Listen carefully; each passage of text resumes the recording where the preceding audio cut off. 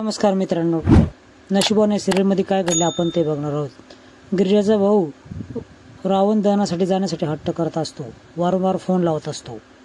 Nurse तिला phone बंद करायला लावते।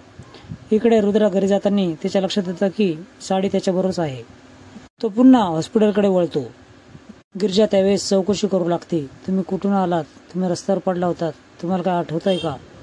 नागेश्वर घराबाहेर जात असतो त्याच वेळेस गुरुजींचा फोन येतो की घराच्या बाहेर जाणं टाळा। त्यावेळेस वासंतीचं ताट पडतं। त्यावेळेस उर्वशी बोलते, अपशकुन वगैरे काही झालं नाही, तू जा।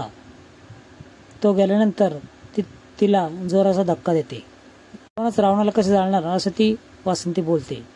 प्रभास वासंतीला फोन करून सर्व घटना सांगतो, ती काळजी घ्यायला सांगते। उर्वशीला तिच्यावर डाऊट येतो आणि ती फोन हिसकावून घेते आणि फोन लावते। मात्र इकडे गिरिजा फोन उचलते। लेडीज असल्यामुळे ती काहीच संशय घेत नाही।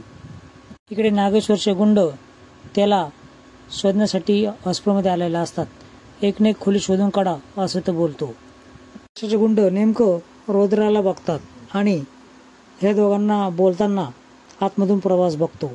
प्रभास लगेच स्वतःला तोंड झाकून घेतो, मात्र खूप घाबरलेला असतो। आम्ही तुमच्या काकांना शोधत आहोत, वेडे म्हणून त्यांना ऍडमिट केलं की काय या भीतीने आम्ही सर्व हॉस्पिटल शोधत आहोत असं तो गुंड रुद्राला उत्तर देतो। साडी विसरला होतात म्हणून पुन्हा मला द्यायला यावं लागलं असं तो गिरिजाला बोलतो। रुद्रा त्याचा चेहरा पाहणारच त्याच वेळेस नागेश्वरचा पटकन त्याला कॉल येतो। रावण दहनासाठी या असं तो बोलतो।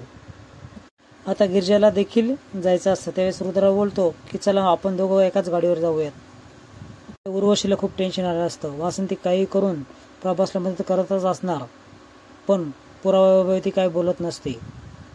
उर्वशीला एक चिठ्ठी सापडते।